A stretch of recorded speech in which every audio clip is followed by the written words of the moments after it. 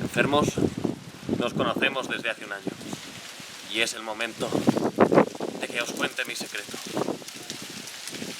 Soy Spider-Man. ¡Ah! ¡Una araña! ¡Qué asco! ¡Ah!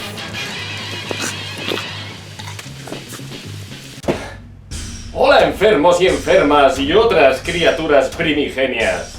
Como ya sabéis, esta semana el canal Comic Freaks cumple un añito.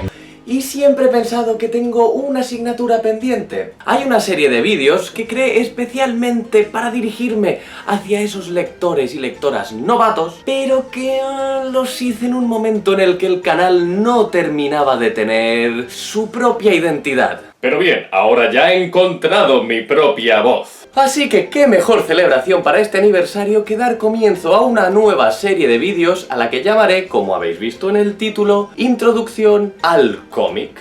Señor Banff, ¿y de qué tratarán estos vídeos? Vamos a empezar con lo más básico. ¿Qué tipos de cómics hay? ¿Cuál es la clasificación más general, la más básica, la que todos usamos en nuestra cabeza? ¿Y qué cómics, qué formatos podemos encontrar dentro de ellas? Nuestra primera parada será el manga, o cómic japonés.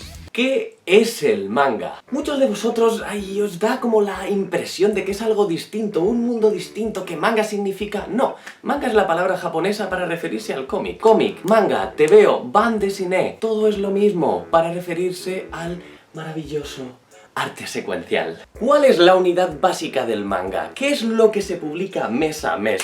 Lo que sale fresco del horno. Eso es el capítulo de revista. Ya sabéis que en Japón los cómics primero se publican en las revistas. Revistas de distintos géneros, de distintas editoriales, habitualmente semanales, también mensuales, bimestrales. Estas revistas son antológicas, es decir, incluyen en cada uno de sus números varios capítulos de varios manga distintos. Los van alternando, unos tienen más éxito, otros tienen menos éxito, unos renuevan, continúan, llegan hasta el infinito, otros son cancelados. Estos capítulos suelen tener unas 20 páginas y se publican, ya os digo, en estas revistas de aspecto de guía de teléfonos, con papel cutrecillo. Allí esto es un poco como de usar y tirar. Conforme una serie va teniendo cierto número de capítulos y un éxito decente, es decir, no la cancelan, lo normal es que se recopile en un tankōbon, es decir, el tomo recopilatorio que todos conocemos en España y en muchos de los países desde los que me estáis viendo. Esto es un tankōbon. Tiene este tamaño, es pequeñito como una cuartilla y suele contener entre 8 y 10 capítulos en blanco y negro y de mejor calidad que las revistas. ¿Cuál es el siguiente nivel? ¿A qué más puede aspirar un manga cuando ya tiene un tankōbon? Bueno, la siguiente edición sería la edición Kanzenban. ¿Cuál es la diferencia entre estas dos ediciones? Como veréis, el Kanzenban es mayor, tiene un mayor número de páginas, habitualmente unos 12 capítulos de revista, y contiene algo que no contenía el tankōbon: portadillas a color o las páginas intermedias a color.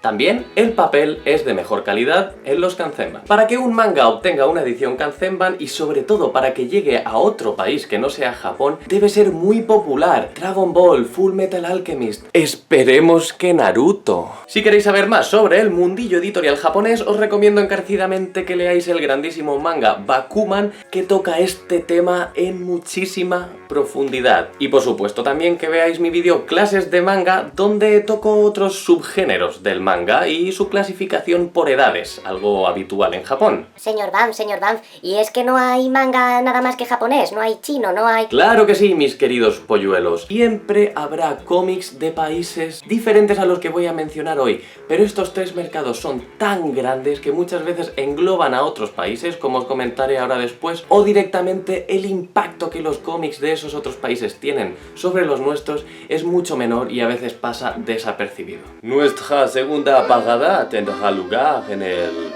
cómic franco-belga o europeo. ¿Por qué muchas veces usamos como sinónimos franco-belga y europeo? Es muy sencillo. El mercado del cómic franco-belga y suizo también es muy grande, probablemente por la cercanía de los países que comparten una lengua. En este mundo, el cómic es considerado un arte elevadísimo, se tiene un respeto muy grande hacia este mundillo. El cómic es tan importante como el cine o cualquiera de las otras artes. Esto llega hasta tal punto que en otros países, como puede ser sin ir más lejos, España, donde el mundillo está a años luz de estas industrias de las que os hablo, los autores tienen que acudir a Francia para publicar. Un guionista, un dibujante, lo tiene muy difícil para poder vivir de lo suyo sin salir de España. Solo podría hacerlo alguien muy grande, un Ibáñez, o ahora, si eso, un Paco Roca, pero lo normal es que acudan al mercado norteamericano o, como digo, al francés. Cómics españoles de los que estamos tan orgullosos como Black Sad, en el que los dos autores son españoles, en realidad es un álbum europeo, publicado por primera vez en Francia, que luego viene a nosotros. Otras obras ya consagradas, como puede ser el Persepolis de Marjane Satrapi, ¿creéis que esta obra se publicó en Irán? No, amigos. Actualmente la unidad básica, el átomo del cómic europeo es esto, el álbum. Álbum europeo. Sus características principales son que tiene entre 44 y 60 páginas, tapa dura, un tamaño grande de A4 y páginas a todo color con papel de gran calidad. Habitualmente el contenido argumental suele ser muy elevado o incluso adulto, una calidad gráfica sobresaliente y una cadencia normalmente anual. No es de extrañar que muchas veces el cómic europeo se considere como el culmen del arte del cómic. Es lógico, tiempo, más dinero, mejores condiciones laborales, respeto. Tal vez veamos solo uno de estos álbumes finitos de Black Sad cada año, pero ¿y su calidad? ¿No es sobresaliente siempre? Y es por esto que habitualmente se le relaciona con el lector adulto de más de 30 años, gafapasta, como queráis llamarlo. Por estas condiciones de edición, esa tapa dura, ese color, suelen ser más caros. Estos tomitos valen habitualmente en España 15 euros, que es algo a lo que el bolsillo del lector joven no suele alcanzar. Si queréis saber algo más sobre cómo ha sido la condición de los dibujantes y los guionistas, principalmente en la España de la posguerra, un tema que se ha tocado bastante, os recomiendo El invierno del dibujante de Paco Roca o Los profesionales de Carlos Jiménez. También os puede interesar Diario de un álbum de Dupuy y Barberian, para conocer las vicisitudes de un autor de cómic europeo. Pasamos a la madre del cordero, al cómic USA. ¡Yeeha! Podéis matarme por decir esto en los comentarios si queréis, pero veo una principal diferencia entre las tres industrias. El manga, al fin y al cabo, es producto de la tradición, está muy arraigado en lo que es ser japonés. El cómic europeo es uno de los pináculos del respeto artístico. ¿Y qué es el cómic americano, señor Banff? En mi humilde opinión, el cómic americano es hijo del marketing, la publicidad, el consumismo y el capitalismo, y sigue guiándose por eso. Pero eso no es necesariamente malo a nivel artístico. Os presento a la unidad básica del cómic norteamericano, el comic book. Esto es lo que aquí llamamos grapilla. Esto es un cómic mensual. A veces puede haber 2 por mes, depende de las circunstancias, pero esto es lo normal. Y consiste en una publicación en papel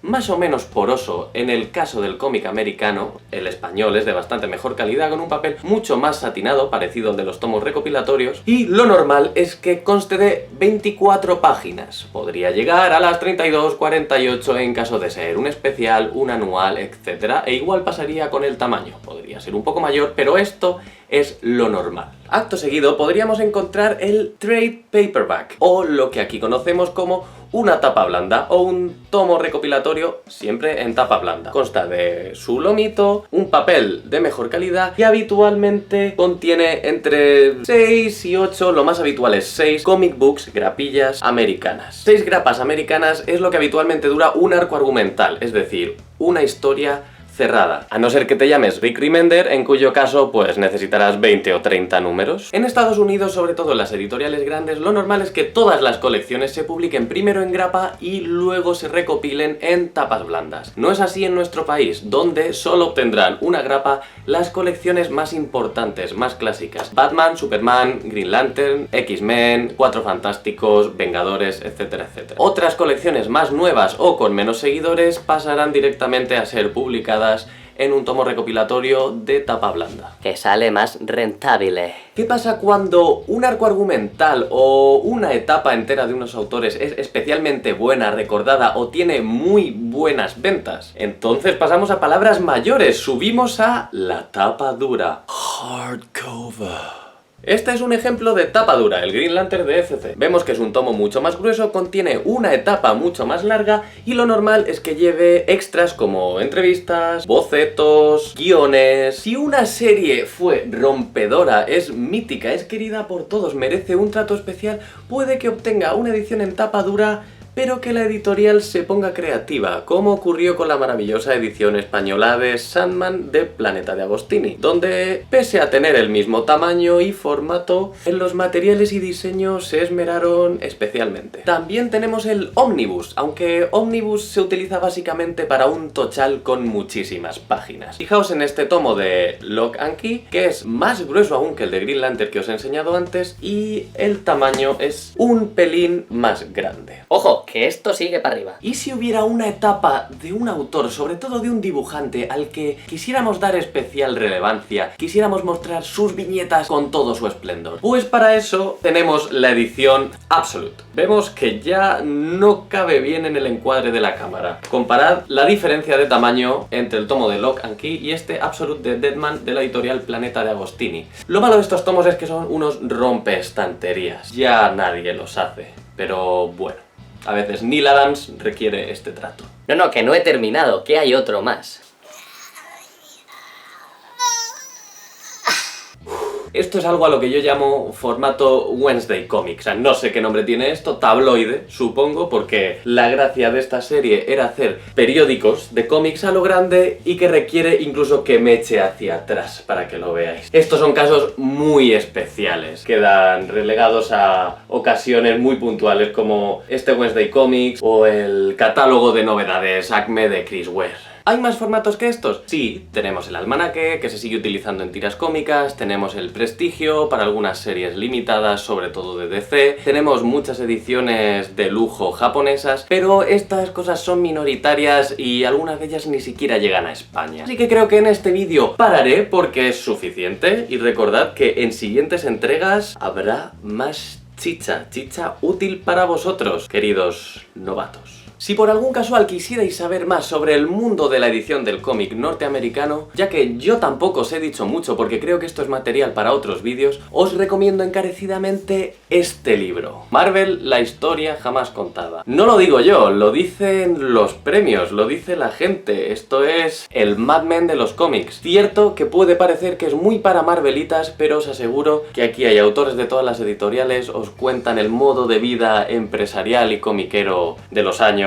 40, 50, 60, 70, vale la pena, es una pequeña maravilla. Por supuesto para gente muy interesada en el tema o en ese periodo histórico, si no será un coñazo. Y sin más, queridos enfermos y enfermas, soy Banff, os quiero muchísimo y bueno, tengo que combatir el crimen.